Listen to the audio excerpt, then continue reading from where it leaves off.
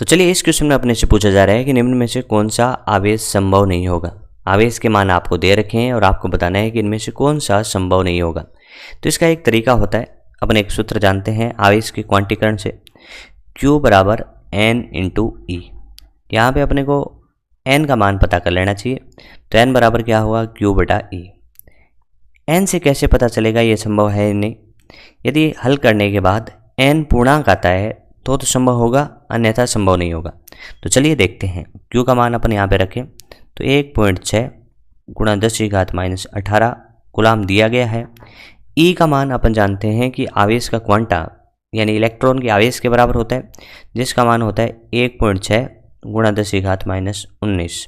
जब इसको हल करेंगे तो अपन कह सकते हैं कि 1 बटा में 10⁻1 बचेगा, जिसको ऊपर ले जाए तो 10 हो गया। तो n का मान कितना प्राप्त हुआ, 10।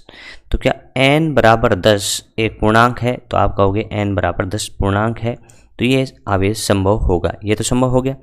इसी तरीके से दूसरा देखते हैं, तो उसमें भी n का मान, तो n बराबर में Q बटा ई।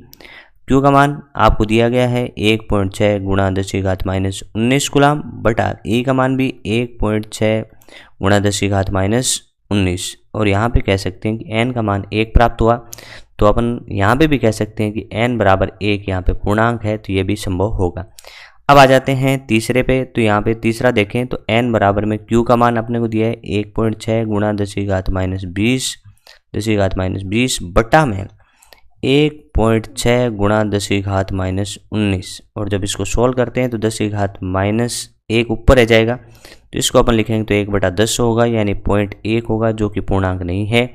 तो अपन कह सकते हैं कि n का मान इस केस में जो प्राप्त हुआ है वो 0.1 प्राप्त हुआ है, जो कि पूर्णांक नहीं है। इस वजह से ये संभव नहीं है। तो अपन कह सकते हैं कि ये आवेश संभव नहीं है, क्योंकि इसके केस में n का मान अपने को पूर्णांक यानी 1 2 3 4 5 6 की तरह प्राप्त नहीं हुआ।